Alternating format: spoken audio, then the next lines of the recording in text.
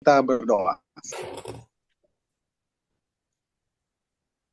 Terima kasih Allah Bapa di surga, di dalam nama Tuhan Yesus Kristus Juru Selamat kami, Tuhan Maha Kuasa Maha Tinggi, pencipta langit dan bumi, laut, serta segala isinya. Bahkan kami manusia serupa dengan gambar Tuhan, Tuhan Allah Abraham, Ishak dan Yakub Israel, yang kami sembah, kami puji muliakan, yang telah menyelamatkan kami, terus di kayu salib dengan darah tertumpah, bahkan menghidupkan kami lewat kebangkitan-Mu, menyediakan tempat yang layak bagi kami yang percayakan setiap janji firman-Mu hidup kekal di surga bersama Tuhan selamanya. Dan terima kasih, kami mengucap syukur juga, kami semua yang ada dalam ruang Zoom malam hari ini, dari berbagai wilayah di pelosok tanah air, kami boleh ada bersama-sama di Zoom ini untuk mengikuti pembelajaran setiap kebenaran-Mu, diskusi-diskusi tentang kebenaran firman-Mu, untuk menikmati setiap kebenaran firman-Mu. Biarlah kami semua boleh diperlengkapi dengan setiap pengetahuan kebenaran-Mu, karena itulah yang Tuhan kehendaki bagi setiap kami yang telah diselamatkan, untuk memperoleh pengetahuan akan kebenaran firman-Mu. Pakai hidup kami semua yang rindu melayani Tuhan, mengasihi Tuhan dengan sungguh heran, dan kami siap selalu berhidup, bertumbuh, berbuah, menyenangkan, memuliakan Tuhan. Terima kasih Tuhan, kami berdoa menyerahkan Pak Dr. Michael Umano yang masih kami tunggu di ruang Zoom ini. Biarlah semua kendala, biarlah Tuhan juga yang mengatur semuanya dalam kehendak Tuhan dan terbaik, sehingga Pak Dr. Michael Umano juga boleh masuk di dalam ruang Zoom ini. Terima kasih Tuhan, kami berdoa menyerahkan kami semua malam hari ini juga yang sudah siap mendengar setiap kebenaran firman-Mu. Tuhan, berkat datang pada Tuhan, menjadi sumber segala berkat, pertolongan, lindungan. Terima kasih Tuhan, terima kasih. Kami menaikkan semua ungkapan syukur kami, permohonan kami malam hari ini. Hanya kepada Bapa yang bertata dalam surga, menjadi berkati seluruh kehendak Tuhan. Di dalam nama Yesus Kristus Juru Selamat kami mengucap syukur, berterima kasih. Haleluya, amin. Pendeta ini kalau kembali ke Timur Tengah tadi, beberapa waktu yang lalu memang saya membaca beberapa berita di media sosial, termasuk di TV One juga, menyebut Palestina ini. Jadi Indonesia siap menerima kurang lebih Michael Umano udah di. 2.000. Nah, itu udah ada. Oke, baik, terima kasih. Iya, jadi Dr. Michael Umano, SHMK, untuk langsung menyampaikan materi malam hari ini, dan mungkin sebelumnya bisa memperkenalkan diri supaya saudara-saudara yang lain juga bisa kenal lebih dekat Pak Dr. Michael Umano. Terima kasih Pak, silakan. Shalom. Shalom semua ya. Ya, mungkin yang belum kenal, nama saya Michael Umano, istri saya Wani Legrand, anak saya Immanuel Nasranian Yosef, dan saya memimpin Yayasan Pengembangan Pendidikan Insan Pancasilais yang membawai Sekolah Tinggi Teologi Kasih Allah Indonesia. Saya juga gembala di Gereja Kristen Alkitab Indonesia Jemaat Kasih Allah, gembala pembina di Bekasi, di Manado, di Pangke. Ya. Saya di Sinode Gereja Kristen Alkitab Indonesia sebagai Ketua Bidang Misi dan Pekabaran Injil. Oke, ya. Saudara, tema yang diberikan ke saya untuk mata Bible Study ini adalah Israel dalam sejarah dan akhir zaman. Saudara, ketika kita bicara tentang Israel dan akhir zaman, ini isu yang bahasa medsosnya ini adalah isu yang seksi, ya, isu yang sangat menarik. Kenapa? Ya. Isu yang sangat menarik karena ini membicarakan suatu hal yang nyata, suatu hal yang real, suatu hal yang sedang terjadi. Ya. Saya pikir kita semua sudah paham tentang bagaimana pentingnya bicara tentang Israel dalam konteks peta dunia dia adalah suatu bangsa yang luar biasa, dahsyat, hebat, Tuhan menyertai dan memberkati hingga sekarang ini. Dan bicara akhir zaman, bicara tentang hal-hal yang paling ingin diketahui orang sekarang ini. Ya, semua kalangan teologi, larian apapun berbicara tentang akhir zaman dengan pandangan-pandangan yang tentu saja berbeda satu dengan yang lain. Karena manusia berbeda satu dengan yang lain, cara memahami mereka berbeda satu dengan yang lain, kapasitas mereka berbeda satu dengan yang lain, passion mereka berbeda satu dengan yang lain.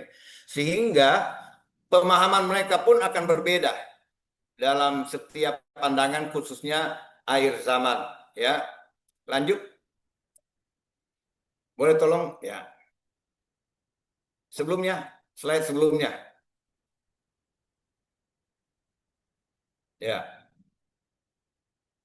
Israel dalam sejarah kita jelas kita tahu bahwa dalam konteks suatu negara atau bangsa, peraturan politik dunia atau Israel sebagai umat pilihan dalam konteks Alkitab ada dua hal yang sangat penting untuk dibicarakan dalam Bible study ini. Kita akan membahas Israel dalam sejarah yang dinarasikan oleh Alkitab atau firman Allah.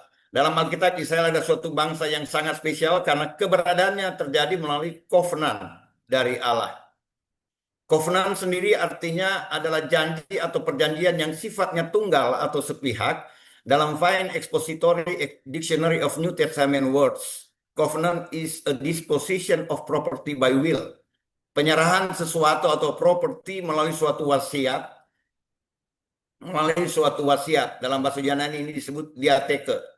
Dalam bahasa hukum, disposition of property by will adalah proses hukum di mana seseorang menentukan siapa saja yang akan menerima harta bendanya setelah ia meninggal dan bagaimana harta benda itu didistribusikan atau dibagi melalui surat wasiat. Jadi Allah yang kita percaya ini bukan hanya Allah yang kasih, Allah yang adil, Allah yang maha kuasa dan sebagainya, tetapi Allah yang kita percaya juga adalah Allah yang membuat perjanjian, membuat janji-janji kepada manusia atau Allah yang disebut Allah covenant. Janji Allah dengan Israel dalam pertama kita lihat bahwa Allah berjanji kepada Israel sebagai umat pilihan. Ulangan 7 ayat 79. Bukan karena mereka besar, bukan karena mereka hebat, justru mereka kecil.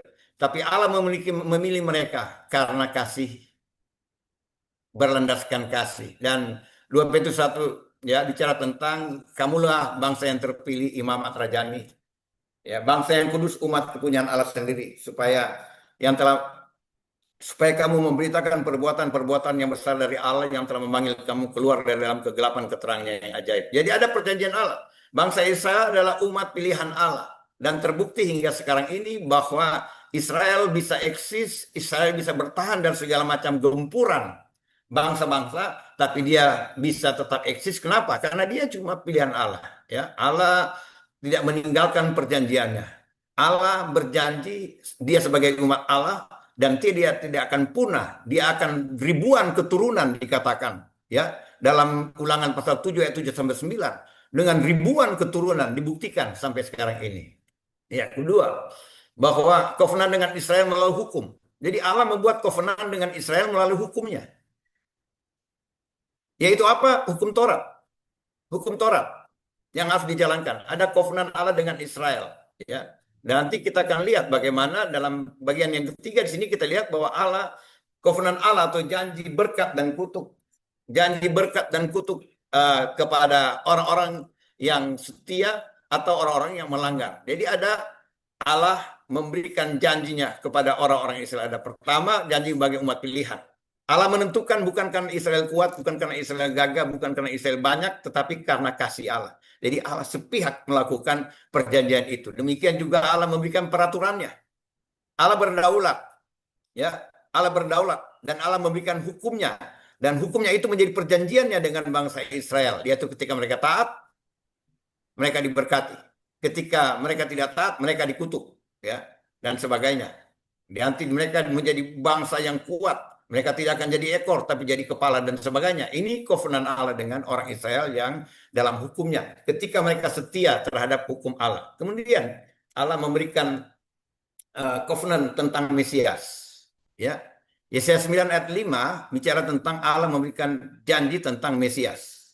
Ya, sekitar 7 abad atau sebelum Kristus datang dia sudah dinubuatkan, ya, bahwa seorang putra telah diberikan kepada seorang telah diberikan kepada kita, seorang putra telah diberikan kepada kita, lambang pemerintahan ada di atas bahunya, namanya disebutkan orang, penasihat ajaib, Allah yang perkasa, Bapa yang kekal, Raja damai. Dan itu dibuktikan dalam kitab Matius, terbukti dia lahir, ya, bahkan bukan hanya namanya disebutkan, tetapi di mana dia lahir sudah dinubuatkan, dijanjikan.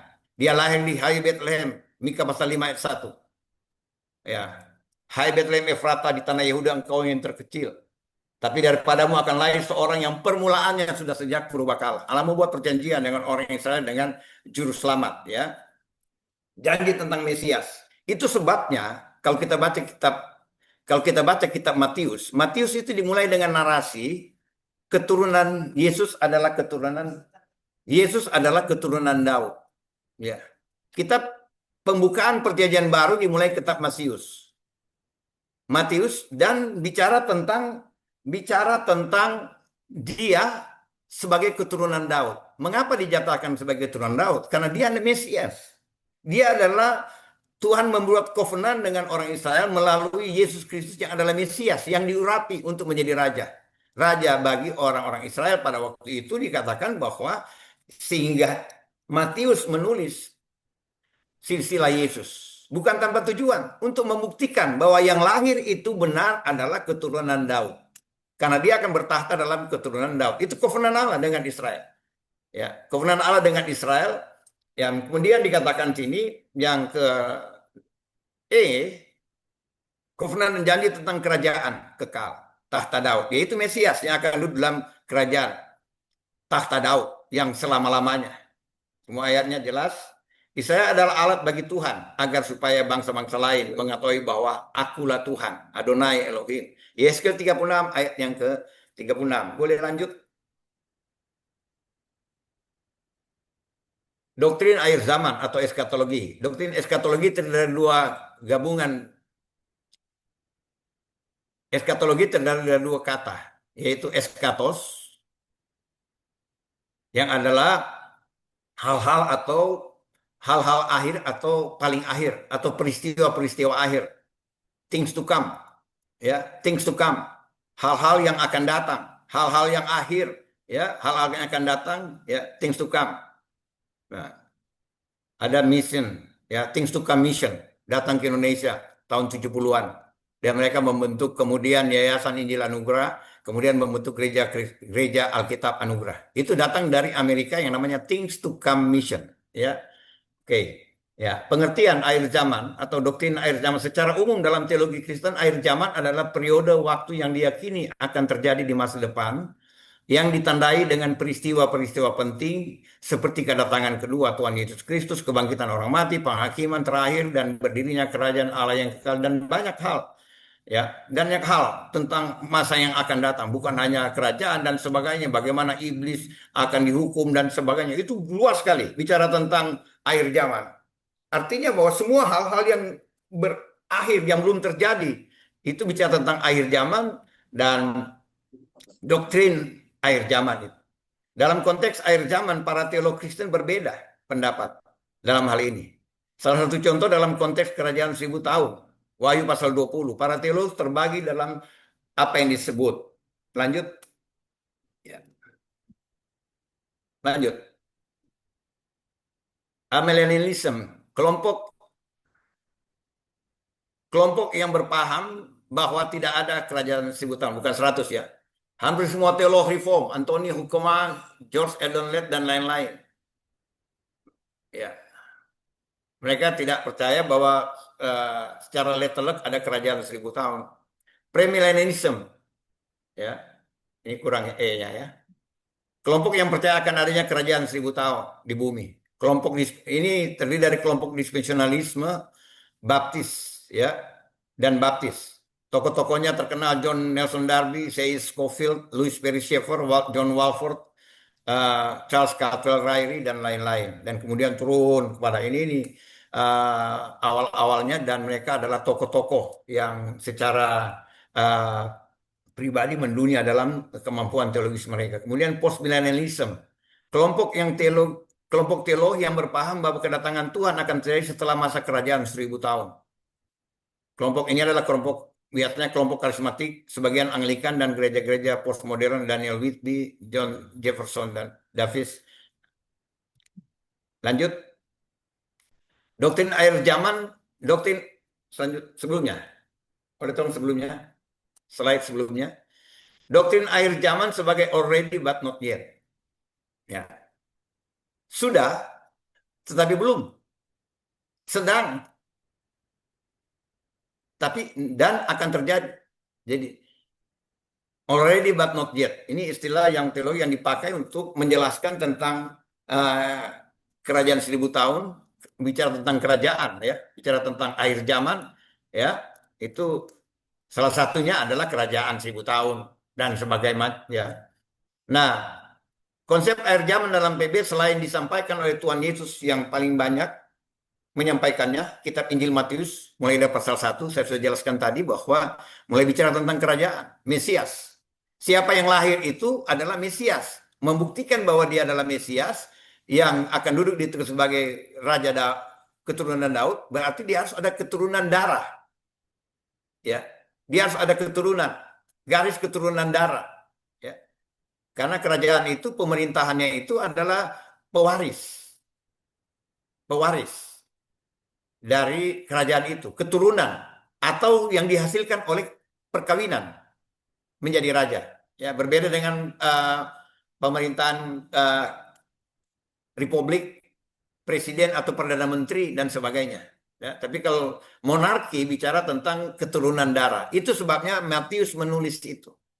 Bahwa yang lahir ini adalah benar-benar keturunan Daud. Ya.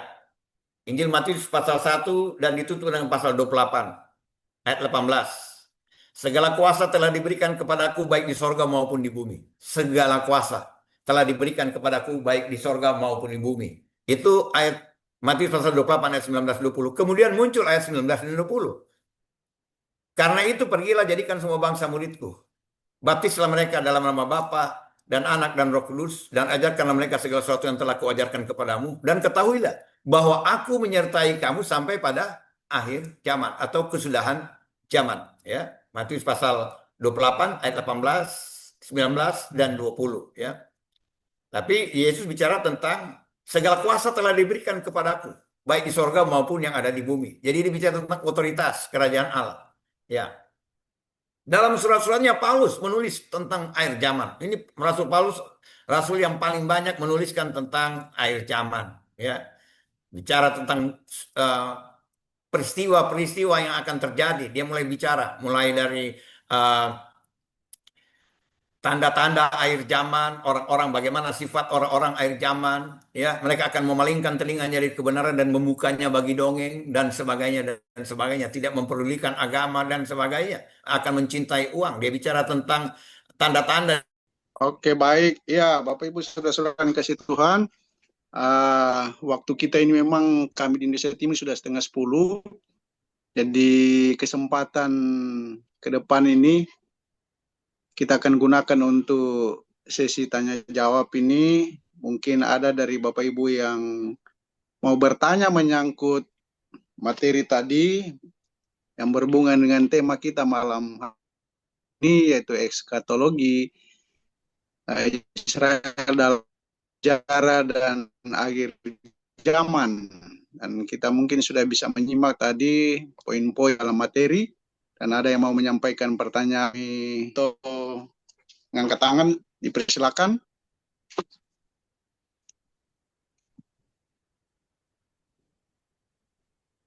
Silakan kalau ada yang mau menyampaikan pertanyaan, baik lewat ruang chat juga silakan. Recording program.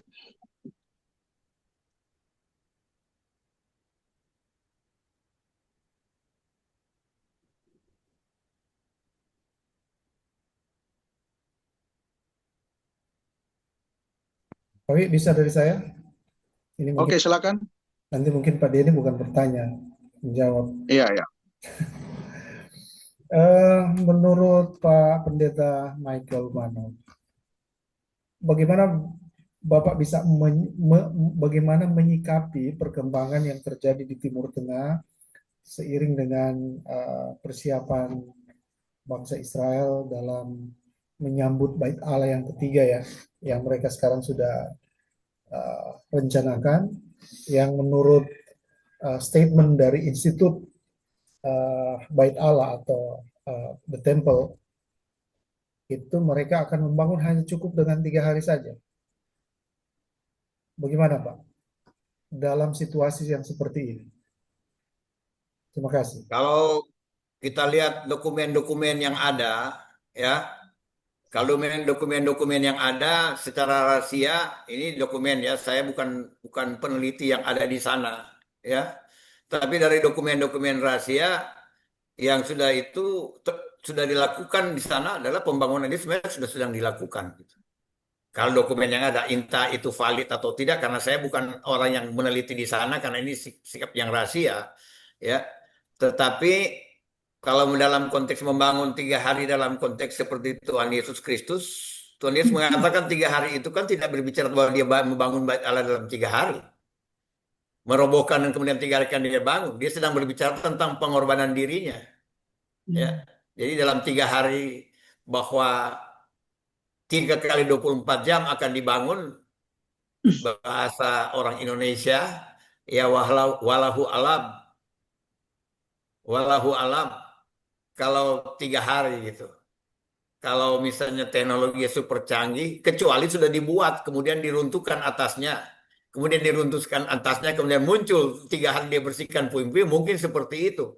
Tapi kalau dalam 3 hari seperti sekarang ini, secara manusia, teknologi apapun akan sulit melakukan itu. Kecuali mereka sudah bangun duluan, kemudian di bawah tanah, kemudian dihancurkan Ada pertanyaan atasnya. dari saya, makasih dan jangan lupa doa. Makasih. Kira-kira begitu, Pak.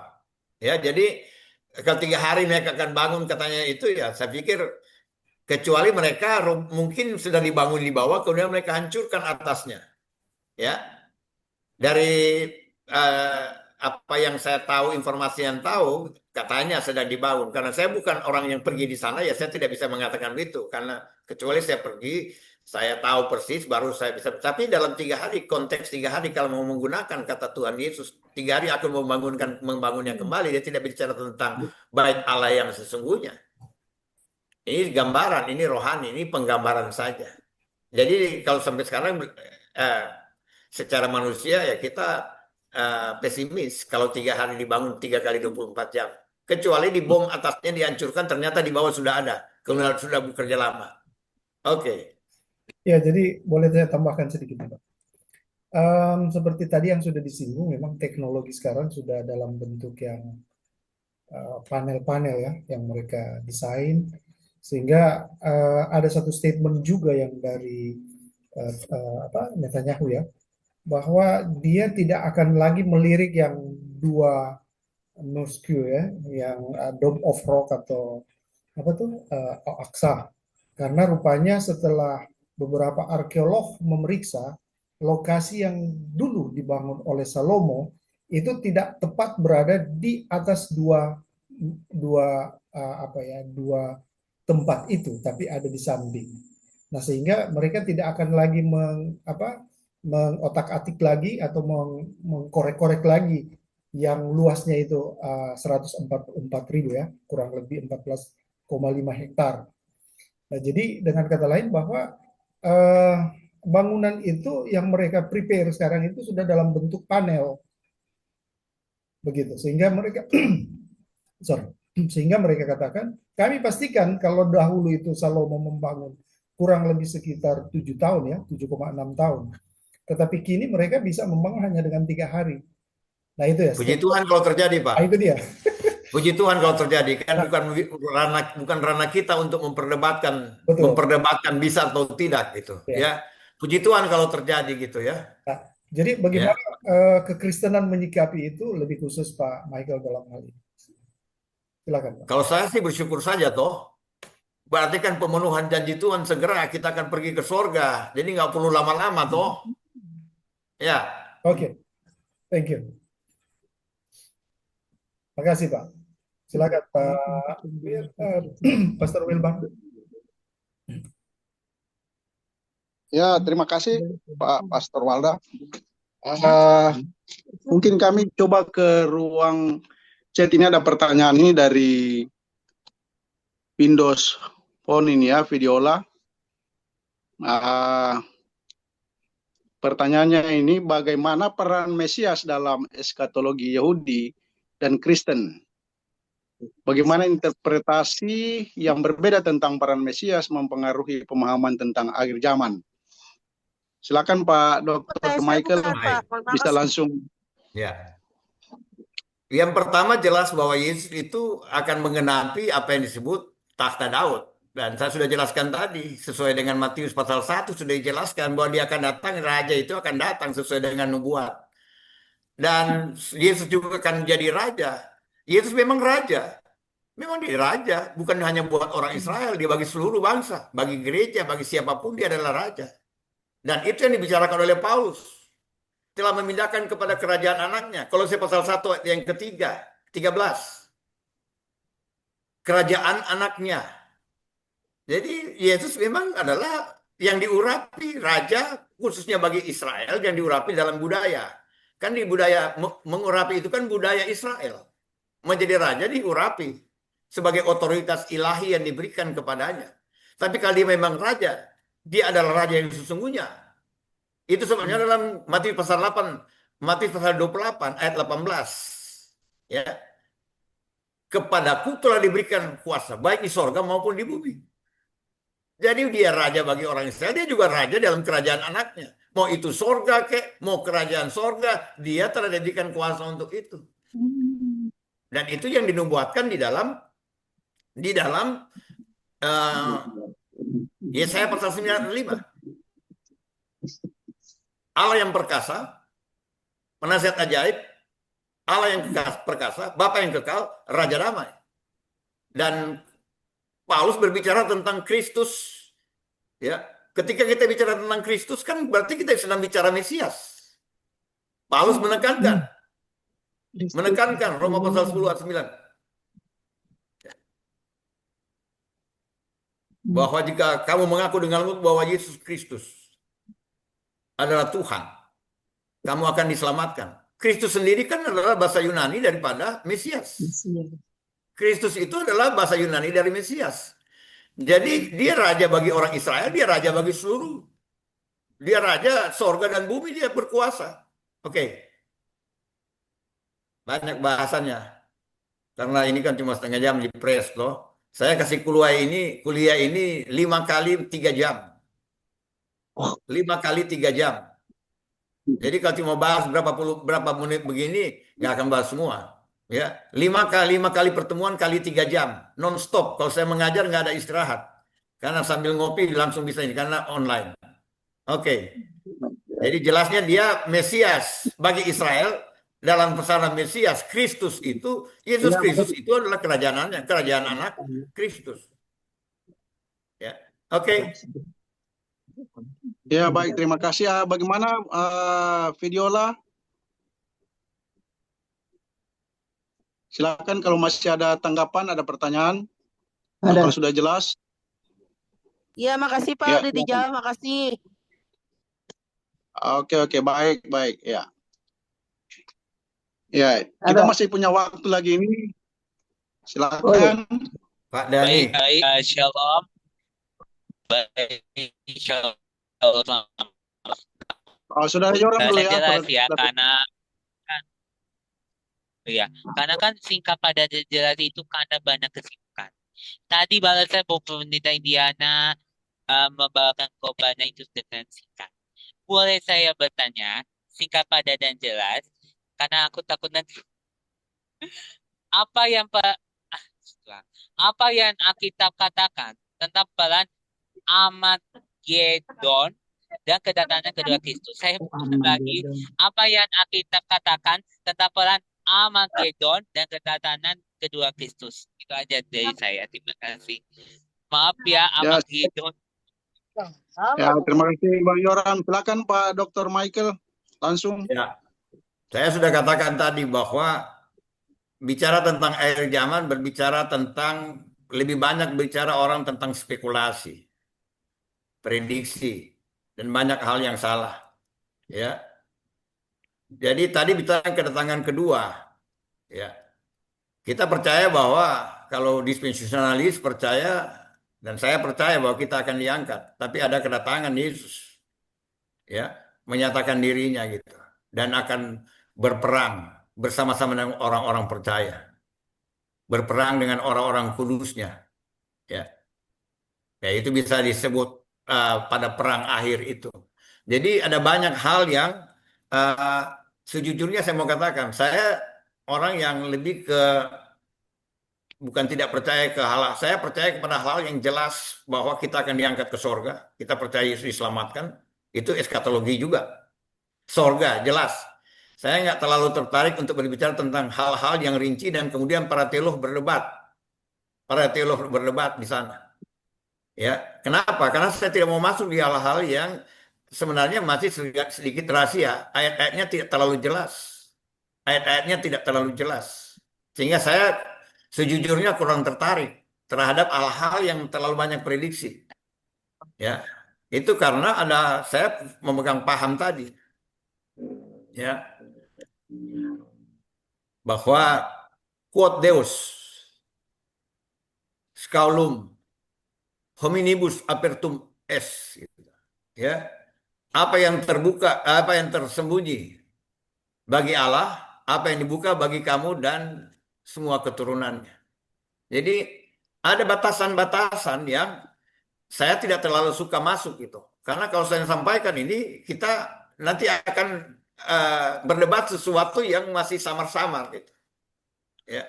Dan saya adalah orang yang memegang seperti itu. Jadi hal-hal yang yang bagi saya tidak terlalu jelas, saya nggak mau masuk berdebat.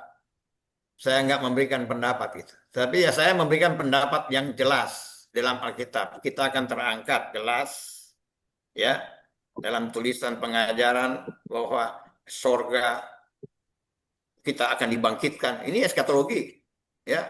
Kita akan dibangkitkan dan sebagainya. Oke. Masih nggak minum kopi? Ya. Aduh, aku nggak pernah Dani. minum kopi tuh. Oke, mami sama. Maaf ya, aku nggak pernah minum kopi. Thank you so much ya, Pastor. Thank you. Oke, baik. Terima kasih, Bang Joram. Kami masih memberikan kesempatan lagi karena kita masih punya waktu ini. Ada Pak Dani, Pak Referen Dani Weku. Ini Oke, silakan. suhu Langsung saya Pak ini. Pendeta Denny. Suhu ya. Silakan Pak Pendeta Denny langsung. Pertanyaan.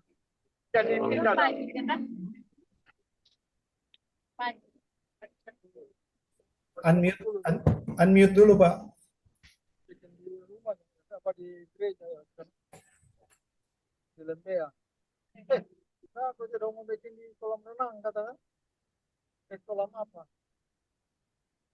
Pak Pendeta Denny Yang Weku, silakan. Nah, ini baru buka. Oke.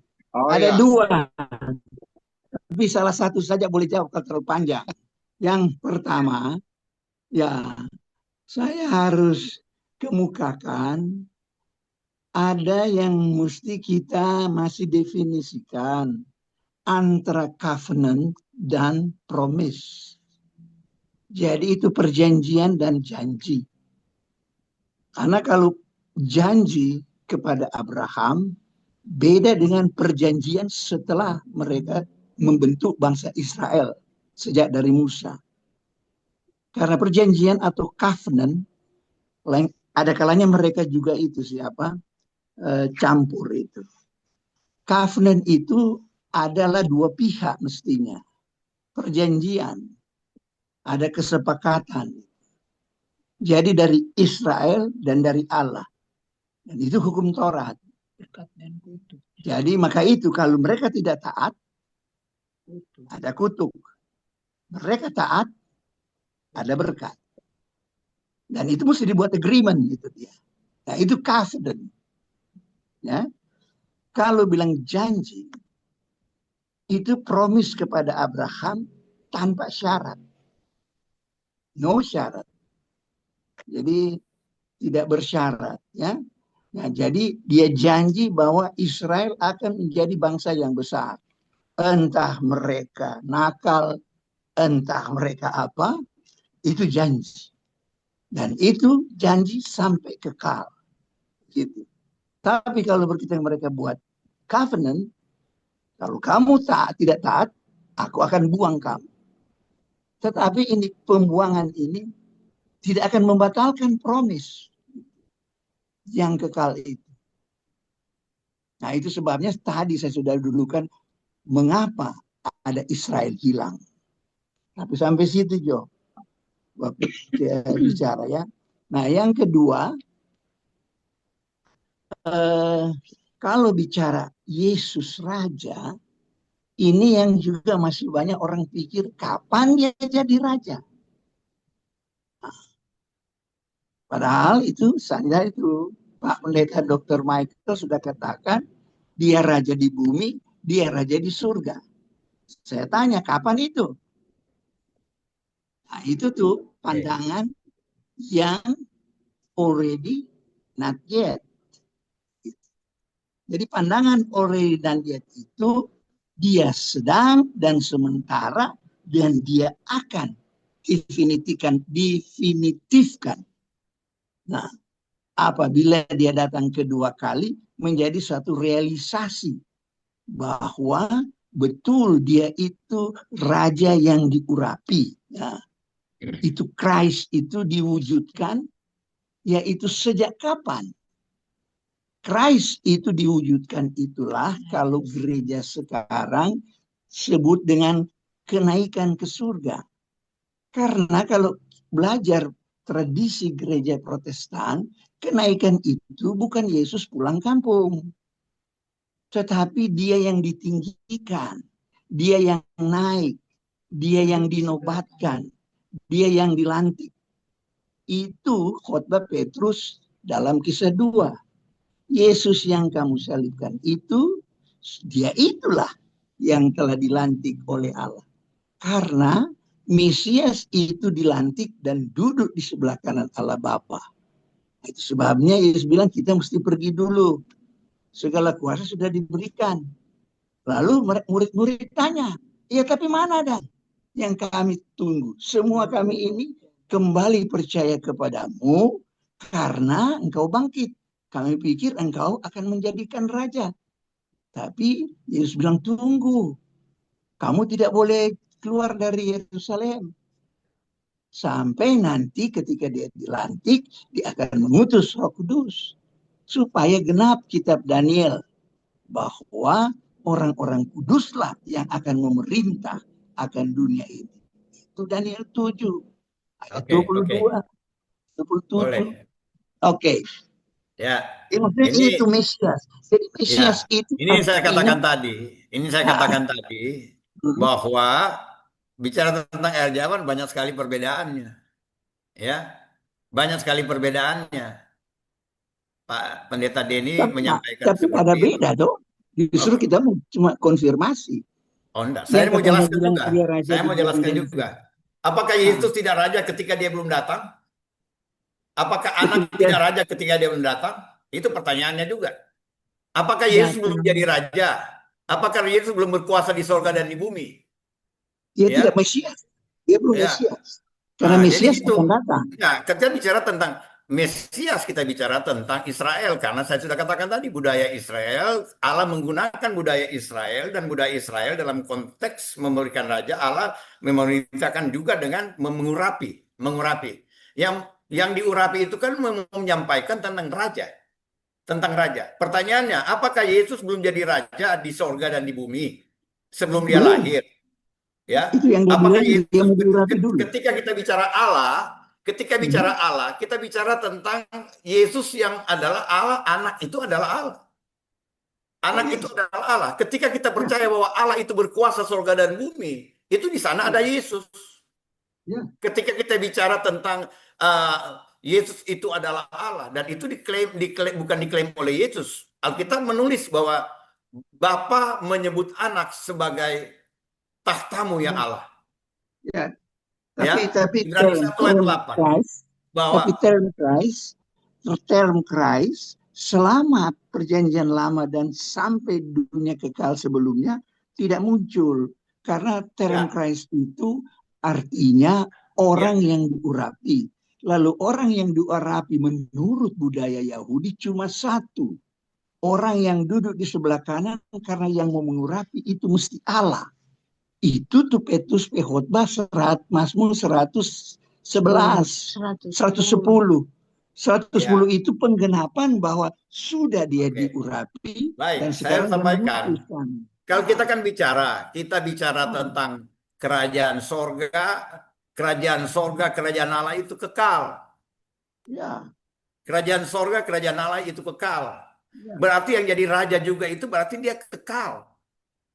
Dia Tidak, kekal. Mesias akan Nah, kalau datang. Yesus itu raja baru nanti datang ketika pada waktu dia lahir, pada waktu kemudian dia bangkit naik ke surga dan sebagainya, berarti bukan kekal. Oh, Ya, tapi berarti salah bukan itu. kekal. Jadi kita Salah. percaya bahwa Yesus itu adalah raja, dia raja kekal. Oh, tidak. Dia Itu kan turunan berbeda. Daud. Kalau soal ini kan soal Iya, dia- persepsi Bapak dan saya berbeda. Nggak masalah. Iya, oke, enggak apa-apa. Kita Cuma berbeda dia tidak masalah. Tetapi Kenapa saya dia percaya bahwa keturunan Yesus raja? Kristus adalah penguasa sorga dan bumi. Iya, Boleh. penguasa sorga Tadi dan saya dia raja yang tangkap. kekal. Bukan nanti Tunggu. ketika dia datang ke dunia baru dia jadi raja, dia bangkit dan sebagainya. Baru diurapi jadi raja atau bahkan jadi Tuhan. Nah, itu yang konsep-konsep yang salah Ini tentang bukan bicara Tritunggal. Tuhan, bukan bicara Tuhan, tentang raja. Tadi ada pernyataan dari Pak Pendeta bahwa raja itu ada keturunan darah. Tadi itu dikatakan. Ya, Itu benar, sebabnya di Matius dia mulai dengan silsilah Yesus sebagai anak manusia. Dan anak raja. Oke. Karena dia turunan raja. Baik, saya mau sampaikan. Apakah benar Yesus punya darah yang benar? Memang dia keturunan darah? Bukan. Tidak kan? Itu hanya melambangkan. Yesus tidak keturunan Daud dalam hubungan darah. Oh, dia punya Itu darah. melambangkan. Cuma Nah, melambangkan tentang secara monarki, kerajaan itu diwarisi oleh keturunannya atau karena hasil pernikahan dan sebagainya. Itu definisinya. Jadi kalaupun bicara darah tadi saya hanya bicara tentang budaya Israel seperti itu. Tetapi Yesus tidak ada darah Daud. Karena dia terjadi karena hubungan manusia. Oke. Ya, jadi saya cuma bicara. Mama itu dia keturunan Maria Daud. keturunan Daud. Oke, saya mau bicara itu temanya. Tapi pertanyaannya, apakah Yesus memang hubungan kelamin kemudian ada DNA-nya Daud? Tidak. Itu hanya mau melambangkan. Cuma untuk membawa orang Israel, itu sebenarnya cuma untuk membawa orang Israel paham bahwa oh ini memang dia keturunan dari Daud, makanya dibawa silsilahnya. Tapi secara benarnya Yesus tidak dilahirkan oleh keinginan daging manusia sehingga dia tidak membawa gen. Dia tidak membawa DNA. Ada DNA. di Alkitab Kejadian 3, itu benih perempuan. Oh, beda. Berarti Yesus itu bukan Allah kalau dia Yesus bukan Allah kalau dia punya gen manusia. Salah itu. Mungkin berbeda, no problem ya. 100% manusia. Karena dia darah tumpah. Alkitab tidak bicara itu darah manusia. Bukan nah, itu Allah. persepsi. Ini kesalahan dalam saya bisa menambah ini kesalahan dalam teologi. Jadi yang ditumpah di Golgota apa? Ya boleh itu darah. Itu sebut ini darah kan Yesus. menyimpang ya. Ini panjang ya. Ini panjang karena bicara tentu masih ada kelas lain lagi gitu ya. Karena yang lain kayak ini. Kalau kita nanti ini yang namanya 100% manusia, 100% Allah, pakai persen-persen lagi ya. Ini banyak. Kalau bicara tentang bahas Tritunggal banyak sekali. Banyak sekali varian-variannya. Ya. Jadi tapi kalau kita percaya bahwa Yesus itu keturunan Daud dalam hubungan gen, berarti Yesus bukan Allah. Yesus bukan Allah. Tidak begitu. Oke, titik ya. Nanti boleh bahas lain kalau Tritunggal ya. Saya Nah, serahkan tapi ini hanya ini ya. Sebenarnya Allah telah menjadi Adam itu jadi manusia tanpa laki-laki, tanpa perempuan, Adam ada. Kemudian Tapi dia ciptaan, Pak. Hawa, Dia tunggu, ciptaan. iya. Berarti kita sama dengan Tunggu, kita tunggu. akan percaya seperti saksi Yehova bahwa dia Oh, adalah ciptaan. enggak, bukan. Maksudnya Tidak. Allah, Mungkin kita bukan berbeda ya. arah ke situ. Dengar dulu. Ya. Ini menyatakan bahwa Allah berkuasa untuk menyatakan diri sebagai manusia. Beda itu kalau pakai ini. Kalau Allah menyatakan diri sebagai manusia bisa, tetapi kalau bicara Iya. tentang dia hubungan darah, bahwa dia Allah adalah hubungan darah dengan manusia, berarti bukan Allah, dia manusia. Tunggu. Kalau mau bicara Nah, begini, mungkin ini lain kalau ya. dia tidak jadi manusia, bagaimana dia serahkan. mau angkat dosa manusia? Ya, nah, itu banyak sekali persepsi, Bu. Ya, Banyak sekali. enggak. Kita Dia jadi dengar manusia dulu. karena Ibrani Bapak dengar mengatakan dulu. kita nggak bisa supaya- banyak. Kita bisa bahas ayat itu. Banyak sekali kita bahas ayat kalau Iya. Tritunggal. Karena ini Ibrani bukan. mengatakan bahwa dia, Ya. dan di Roma juga mengatakan Oh banyak. dia Saya banyak adalah ayat juga, Bu. manusia. Saya banyak sekali ayat juga. Saya mengajar itu. Oke, ya, beda ya. Oke. Jadi nggak usah berdebat kalau ada ini dia. Yang penting Iya, saya iya. percaya Yesus Kristus adalah Tuhan, adalah Iya. Allah yang bukan ada turunan dengan manusia. Itu pandangan saya. Bapak mau berbeda tidak masalah. Oke. Oke. Ya, oke. Ya, Ya, kalau silakan. Pandangan iya. Ini sangat seru ini ya, karena ini antara murid dan suhu ini ya. Tapi memang sebenarnya ini forumnya kita untuk belajar diskusi di Grace Ministry ini, karena cuman waktu kita memang ini agak terbatas. Tapi mudah-mudahan ada kesempatan berikut lagi Grace Ministry bisa punya waktu yang lebih panjang sehingga diskusi seperti tadi bisa lagi terjadi ya. Karena ini sangat menarik memang topik ini. Saya juga memang banyak pertanyaan ini juga, tetapi ya saya coba masih memberikan kesempatan karena kita masih punya waktu ini kurang lebih 25 menit ini ya. Kita masih punya waktu, saya masih coba memberikan kesempatan yang lain dulu. Silakan kalau ada yang menyampaikan pertanyaan. Tapi boleh? Iya, ya, silakan. Ya, Pak Purwalda. terima kasih. Ini sebetulnya yang disampaikan Pak Pendeta Denny Weku maupun Pendeta Michael Manau, saya pikir ini seperti 6 dan 9 ya.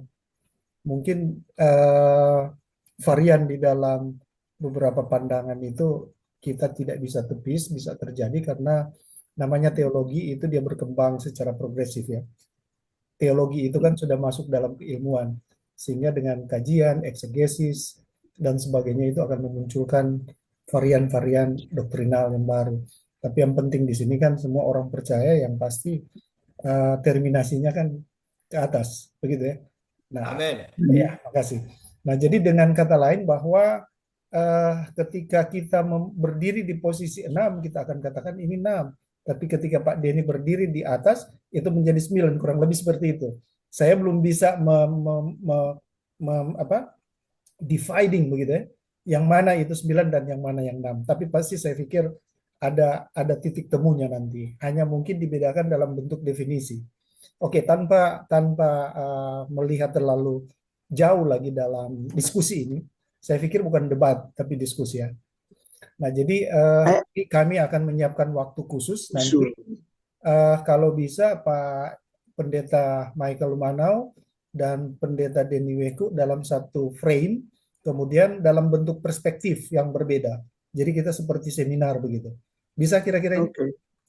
Ayo, begini, saya Silakan. usul. Oke. Ini prinsip loh ini. Ya, Soalnya ini menyangkut kristologi. betul. Kalau kristologi supaya juga kami ini termasuk, saya kira termasuk anugerah, kita mesti ada satu persepsi di situ. Ya. Saya usul Pak Johan Pandelaki kasih presentasi lah ini bahan ini. Nanti Boleh. saya tanya dia. Boleh. Pak Nanti saya usul, hubungi. kita bicara memang kristologi.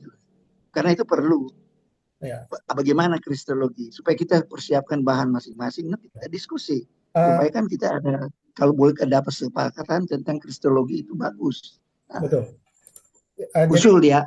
Baik Pak. Sudah didengar, sudah diakomodasi, dan kemudian nanti di follow up. Yang saya maksud begini, eh kalau kita jadi debat kusir itu tidak jadi bagus ya dalam konteks Ya, teologi. Tapi kalau kita berdiskusi dan ini pandangan saya, ini pandangan Pak Michael, ini pandangan Pak Denny, silakan mana yang lebih kuat, mana yang lebih apa ya, yang lebih reasonable gitu, beralasan secara biblikal, ya tentu dari masing-masing. Decision rest in your hands, right? Oke, jadi saya pikir Saya itu. sampaikan sedikit bahwa Oh, silakan. saya sudah sampaikan bahwa teologi itu dibangun oleh orang-orang dari waktu yang berbeda, passion yang berbeda, ya, kemampuan latar belakang yang berbeda satu dengan yang lain, sehingga ada hal-hal yang uh, tidak mungkin bisa sama, tidak mungkin bisa sama. Mungkin hanya kita bisa sama dalam hal-hal tertentu, percaya Yesus pasti masuk surga, Hmm. Yesus itu Tuhan Allah dan sebagainya. Tapi dalam perkembangannya kita akan berbeda. Orang tidak setuju, banyak teolog tidak setuju dengan sebutan 100% Allah, 100% manusia. Yang lebih benar katanya Allah sejati dan manusia sejati. Ya, orang yang mau pakai 100% dan itu, ini dia, dan itu cara pandang orang. Ya. Ya, cara pandang orang. Jadi kita nggak bisa memaksakan pendapat saya lebih benar dari pendapat Pak Denny, ya, dan Ibu Tina. Nggak bisa. Mengapa? Karena ini bagian daripada kita hanya bisa mengenal Allah kalau Tuhan yang menyatakan dirinya. Kita hanya samar-samar. Kita berdebat tentang sesuatu yang samar-samar dan kita paksakan orang untuk menerima sesuatu yang samar-samar. Ya, sesuatu yang samar-samar. Saya orang yang tidak pada posisi-posisi yang seperti itu. Saya menyampaikan pendapat saya. Kalau saudara-saudara tidak setuju, tidak itu no problem.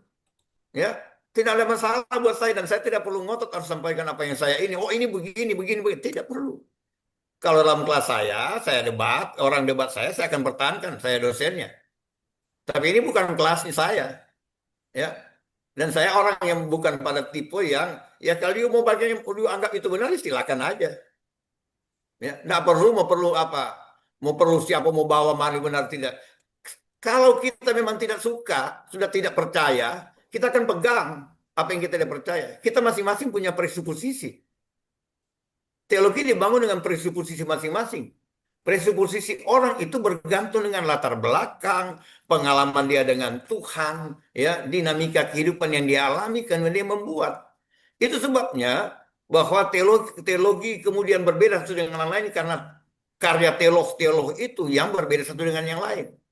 Ya, jadi saya hanya menyampaikan apa yang pendapat saya. Saudara tidak kurang setuju, it's okay. Ya, Nggak, nggak perlu kita begini, paksakan bukan bahwa tidak kita mau percaya setuju. dengan Bapak dan Bapak percaya dengan saya. Oke, ya. Supaya Tunggu. tidak ada yang tadi dikatakan debat kusir, ya. Oh, Supaya tidak enggak. ada yang katanya istilah debat kusir, ya. Enggak Kalau apa. bicara ayat, Debat kita tahu ayat, mempertahankan. Ah, ya. Kalau bicara ayat, debat semua kita tahu ayat, mempertahankan. bukan cuma satu pihak yang tahu ayat, ya. Bukan satu pihak yang tahu ayat, banyak sekali ayat, ya. Maksudnya, Cuma buat apa kita bilang ayat ini, ayat ini, ayat ini, ayat ini? Banyak, saya juga bisa tunjukkan, ya, ya, dengan buku sekaligus. enggak. Ya. Cuma bukan itu poinnya. Bukan itu poinnya. Poinnya kita memang dilahirkan banyak berbeda, dengan karakter berbeda, dengan talenta berbeda, cara sudut pandang berbeda, pengalaman berbeda, menghasilkan karya berbeda. Ya, itu saja. Ya, saya tidak setuju. Saya nggak perlu diajak kalau wah harus ada ini bukan mainan saya kalau begini. Ya, harus ini belum ini seakan-akan mau ini. Nggak perlu saya. Nggak usah undang saya. Mau bandingkan dengan siapapun. Kenapa? Karena itu tidak perlu diperbandingkan. Karena sepanjang kita punya presuposisi sendiri, silakan aja. Saya tidak paksa saudara percaya saya, dan saya juga tidak akan mempercaya saudara kalau saya yakini berbeda dengan saudara. Itu kan sesuatu yang biasa saja. Oke ya. Itu saya punya statement. Oke, baik. Terima kasih, Pak. Pak Wilmar, silakan, Pak. Pastor Walda, mohon maaf, bisa ambil alih 5 menit ya, saya ada trouble sedikit ini. Oh, oke. Pak Pendeta Denny Weku mungkin mau tanggapi sedikit, Pak. Yang ramah lingkungan. Silakan. Unmute dulu.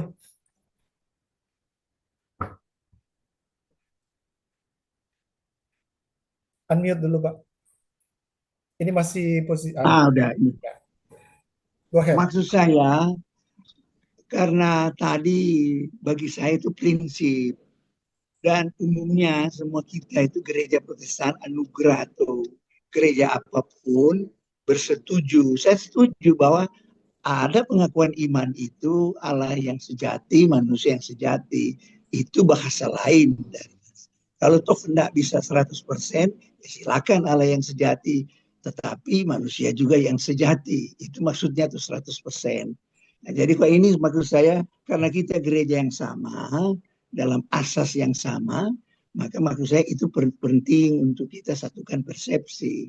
Bukan harus memaksa, tapi kalau memang ada pandangan, ya tidak apa-apa, lain lagi. Tapi secara umum saja yang saya itu. Makanya saya bilang, coba kita bandingkan, kita belajar lagi. Bukan untuk maksudnya mempertahankan harus ini. Kita belajar biasa, orang anugerah kan harus uji segala sesuatu. Tidak ada yang stuck gitu dia. Segala sesuatu harus orang uji. Jadi kita kira kita terbuka di situ. Sorry Pak Michael, saudaraku. Terima kasih Pak Pendeta. Banyak. Terima kasih Ibu Tin juga dan Pendeta Salmano. Ya, jadi artinya kalau kita harus juga bersyukur bahwa masih ada kesempatan diskusi seperti ini ya. Tapi kalau sudah di surga kan tidak ada diskusi begini kan? Ya. Kalau di surga sudah ada diskusi begini toh? Amin. Muka dengan muka nyata koma. Itu dia. Coba lihat tuh cahaya masing-masing toh. Ini cahaya bersinar sekali, silau atau nyala. Oke, baik. Ini kita masih ada kesempatan kurang lebih sekitar 15 lagi. Ada yang mungkin ingin bertanya atau menambahkan, tapi kalau yang sudah ditanyakan dan yang sudah dijawab, sekiranya bisa Tukul bilang agak kreasi sedikit dengan pertanyaan-pertanyaan baru, sehingga Pak Dr. Michael bisa menjawab. Silakan kalau masih ada, raise hand atau langsung nyalakan kamera. Dan saya mohon Bapak Ibu, saudara-saudara yang kekasih, supaya semua bisa on kamera, supaya ini bisa terekam ya. Ini saya lihat tadi ada 20-an partisipan, tapi mulai mungkin masalah jaringan atau apa. Silakan, ada yang ingin bertanya?